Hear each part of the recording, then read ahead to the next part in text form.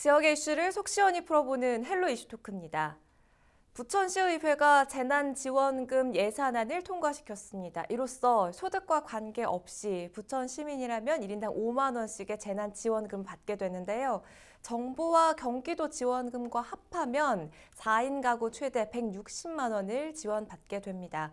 부천시는 코로나19 사각지대에 놓인 소상공인들을 위한 지원안도 추가로 발표했는데요. 구체적인 내용을 짚어보겠습니다. 부천시의회 민주당 박정산 의원 그리고 미래통합당의 광내경 의원과 함께합니다. 두 분 어서 나오세요. 안녕하세요. 반갑습니다. 자, 먼저 지난 8일 부천시가 원포인트 임시회를 열고 재난지원금 예산을 통과시켰습니다. 지원 규모가 어떻게 되나요? 8일 날 통과된 임시회에서는 재난기본소득에 관련된 조례를 제정했고요. 그 다음에 445억의 예산을 재난관리기금으로 241억을 편성하고 그 다음에 일반 예산으로 204억 정도를 이렇게 편입시킨 그런 의회를 했던 것으로 했습니다. 이렇게. 당초 장덕천 시장이 지원 규모를 650억으로 얘기를 했다가 최근에는 700억으로 발표를 했는데 이게 최종 통과가 됐습니다. 예산은 어떻게 마련이 되나요? 우선 방금 이제 박정상 의원님께서도 설명하셨다시피 일단 전체 규모는 650억에서 700억 수준이란 이야기는 일단 우리 부천 시민 모두에게 주는 5만 원 그게 이제 414억 정도가 되고요. 네. 그리고 이제 국가에서 긴급 재난지원금으로 나오는 그 부분에 대한 우리 부천시가 부담해야 되는 부분이 있습니다. 그게 네. 약 280억 수준이에요. 그래서 그렇게 합하면 700억이 되는데 그 700억을 지금 우리 재난관리기금, 그 재난관리기금은 우리가 작년에 계속 이때까지 모아두었던 돈이 네. 있고 그 중에서 작년에 다 총 예산에서 총 세입에서 다 쓰고 남은 지출액을 쓰고 남은 돈이 있습니다. 그래서 순세계 잉여금이라고 하는 그 항목에서 일부가 그 일반 예산으로 들어오고 네. 그리고 또 예비비가 있습니다. 우리 부천시에 100억 정도가 있었는데 거기에 200억을 더해서 이렇게 저렇게 예비비와 순세계 잉여금 그렇게 해서 재난관리기금으로 합해지면서 이번에 예산이 확보되었습니다. 네, 예산 확보 내역도 지금 들어봤는데 받는 사람 입장에서 참 복잡해요. 네네. 여러 가지 뭐 여기서도 돈이 나오고 여기서도 돈이 나오고 결국 받는 사람 입장에서는 내가 얼마를 받게 되느냐 이 부분을 챙기는 게 가장 중요할 텐데요. 자, 정부 하위소득 70%를 지원하고 경기도와 부천시는 재난기본소득으로 1인당 각각 10만 원 그리고 5만 원씩 지급이 됩니다. 또 여기에 부천시가 더해서 긴급 재난지원금이 주어지는데 이렇게 해서 4인 가구 최대 160만 원까지 지원을 받을 수 있죠. 자, 어떻게 되는 건지 꼼꼼히 짚어볼까요? 현재 부천시에서는 이제 재난기본소득 대상자가 이제 4월 2일 기준으로 82만 6,884명 정도 됩니다. 그래서 5만 원씩 지급을 하게 되면 약 414억의 예산이 필요하고요. 그 다음에 이제 정부에서 4인 가족 기준으로 해서 100만 원씩 지급을 하기로 돼 있는 네. 이제 재난 지원금이죠. 지원금에 우리 부천시가 약 285억을 포함해가지고 이제 부천 전 시민에게 이제 돌려주겠다는 것입니다. 그래서 4인 기준으로 하면 경기도에서 지급하는 재난기본소득 10만 원, 그 다음에 부천시에서 지급하는 재난기본소득 5만 원 해서 4인 가족이 이제 60만 원이 되는 거죠. 네. 1인당 15만 원에서. 그 다음에 이제 정부에서 긴급지원금으로 내놓는 100만 원에는 정부가 80%를 되게 돼 있습니다. 100만 원에서 이제 80만 원은 정부가 되고 지방정부에서 이제 20만 원을 포함해가지고 이제 100만 원을 지급하기로 돼 있는데 거기에는 약 이제 도에서 약 한 10%, 시에서 10% 그러면 경기도가 10만 원, 부천시가 10만 원이 되는데 지금 현재 경기도 같은 경우는 그 경기도민의 전체에게 기본 재난소득으로 10만 원이 지급이 돼 있어서 그거에 대해서는 이제 지급을 안 하는 걸로 이제 의견이 모아지고 있는 것 같아요. 그래서 우리 부천시가 그거를 경기도 지원금까지 포함해서 20만 원을 우리 부천시가 부담을 하게 되는 거죠. 그래서 그 부담금 285억 그렇게 해서 이제 100만 원을 시민들에게 지불하게 되고요.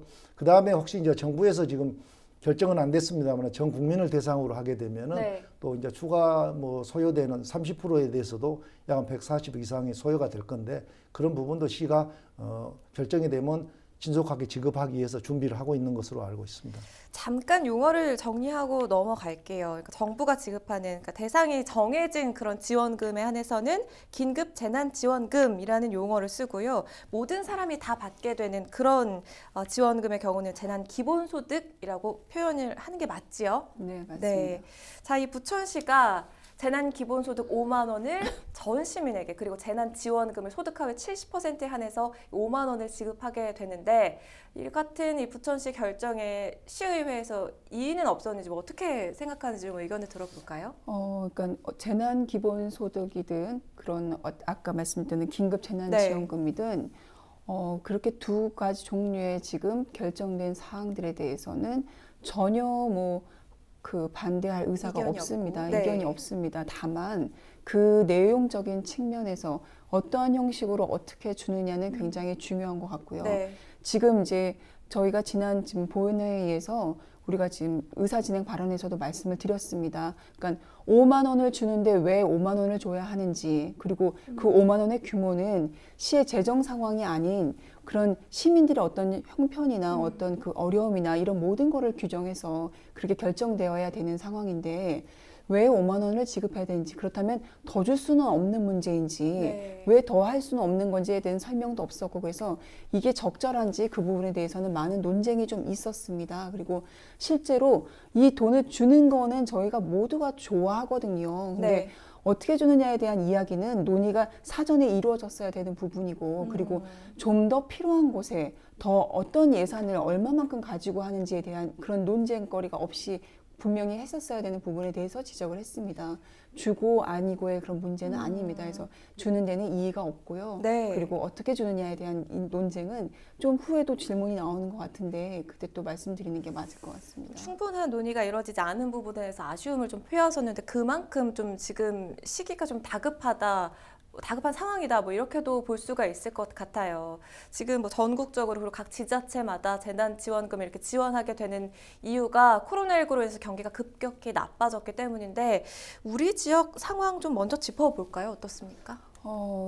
모두가 공감할 겁니다. 나빠졌다라는 부분에서 모두가 공감하고 그리고 실제로 체감하고 있을 겁니다. 근데 네. 저는 어떻게 생각하냐면요.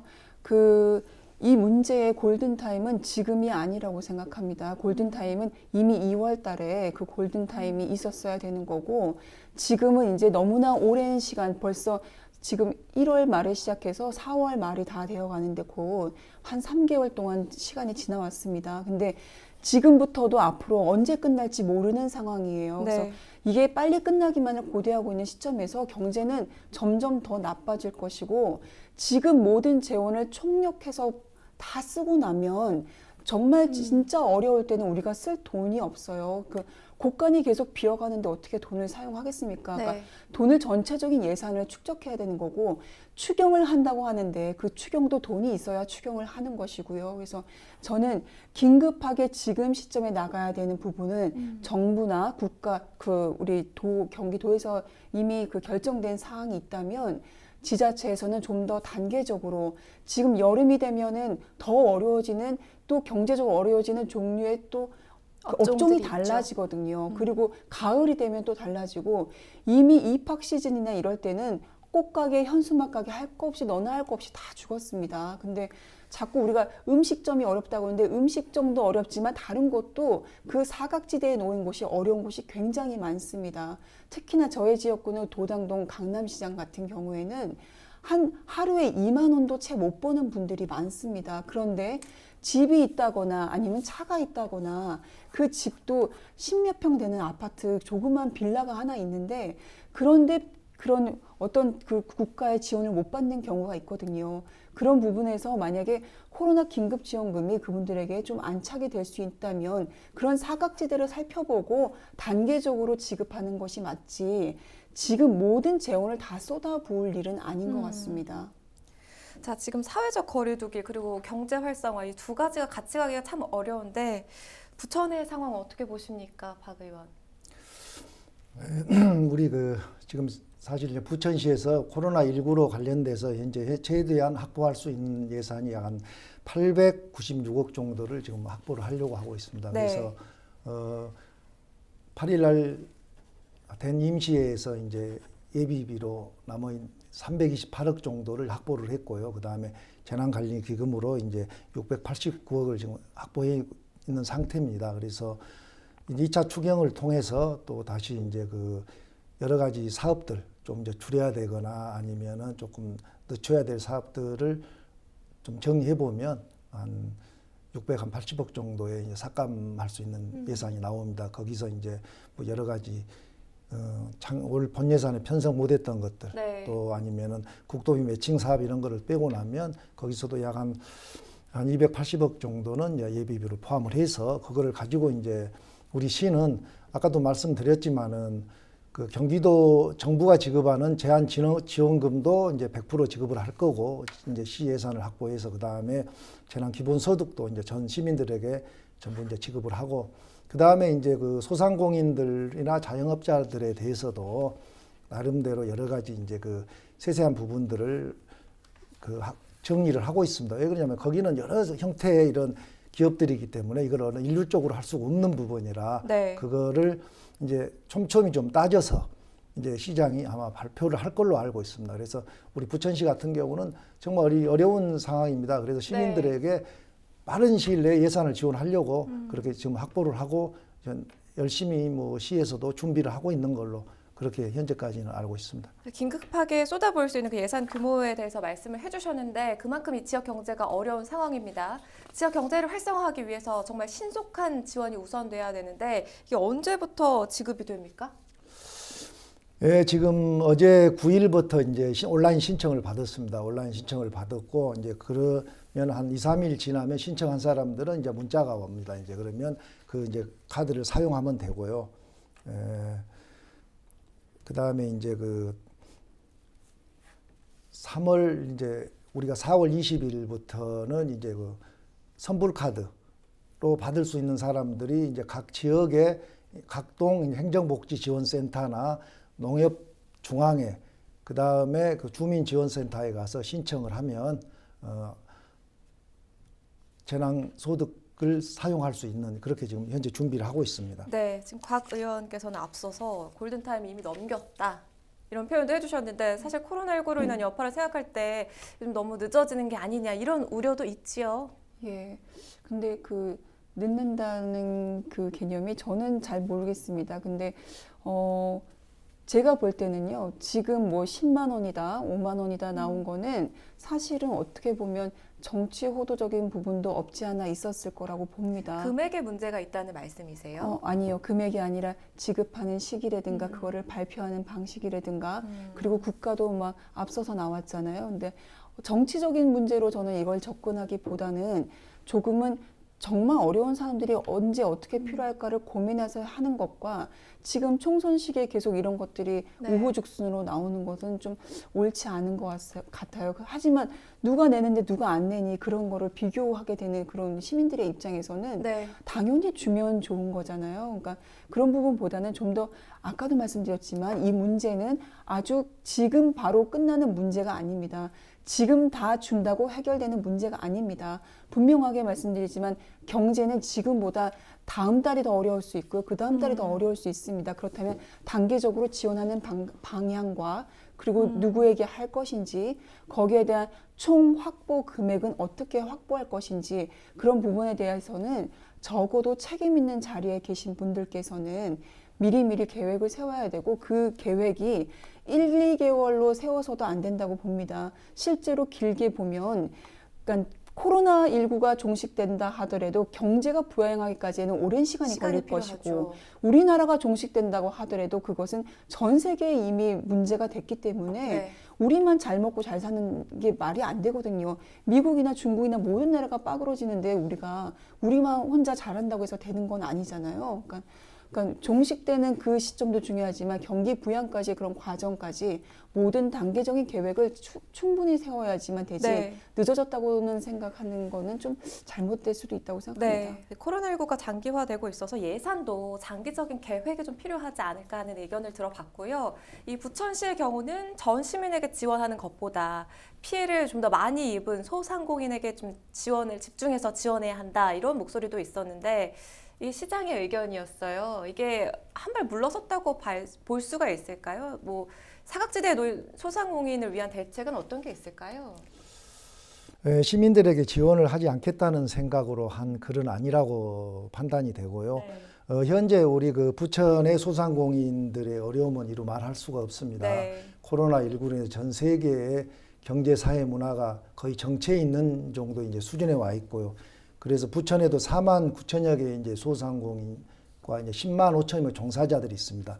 이 사람들이 정상적인 경제 활동을 하기 위해서는 소비가 이루어지고 이 시장이 활성화돼야 되는데 아까도 말씀드렸지만은 저 모든 경제, 사회, 문화가 정체되어 있는 상황에서 이 재난 소득이나 아니면 지원금으로 이 인위적인 이제 경기 부양이 필요한 거죠. 그래서 시민들에게 빠른 정책으로 이제 자금을 지원해내야 되는 건데 그거를 어떤 뭐 절차나 이런 과정을 따진다고 하면은 이것은 안 된다고 생각합니다. 정상적일 때야 경제 활동을 통해서 부가가치를 만들고 그 부가가치에 의해서 소득을 또 소비로 이뤄내는 그런 시스템이지만 지금은 어떤 한 곳이 전부 정체돼 있어서 이제 재난소득을 긴급히 지금 해야 되고 시도 최대한 빨리 한 건데 그래도 저도 좀 늦었다는 생각을 하고 있습니다. 그래서 시민들에게 이제 좀 죄송한 마음은 있습니다. 네.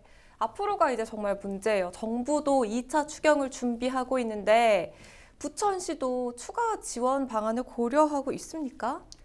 그러니까 부천시에서는 지금 이제 저는 이제 그 부분에 대해서는 좀 장 시장님의 그런 의견에 대해서 공감합니다. 그러니까 부천시가 소상공인을 위해서 하겠다는 의지, 그리고 소득의 계층별로 좀 나누어서 하겠다는 부분, 그리고 실제로 좀 뭐 여러 가지 계획들을 보내주고 있는데 분명히 이번 2차 추경에서도 분명히 붙습니다, 예산은. 근데 저는 방향은 분명하게 설정이 되어야 된다고 봅니다. 그게 아까도 말씀드렸다시피 사각지에 놓인 되게 애매모호한, 그리고 우리가 중산층이라고 하는 그 과정에 그런 기준들이 있잖아요. 차가 있다든가 집이 있다든가 그런 모호한 부분들의 기준에서 어려움을 겪는 사람들이 굉장히 많습니다. 네. 그런 부분에 대해서 전체적인 사각지대에 놓여 있는 구석구석을 좀 케이스 바이 케이스로 살펴야지 되는 문제라고 생각하고요. 그런 부분에서의 추경을 한다면 여야가 아마 이견이 없이 공감을 형성할 것이라고 저는 봅니다. 네.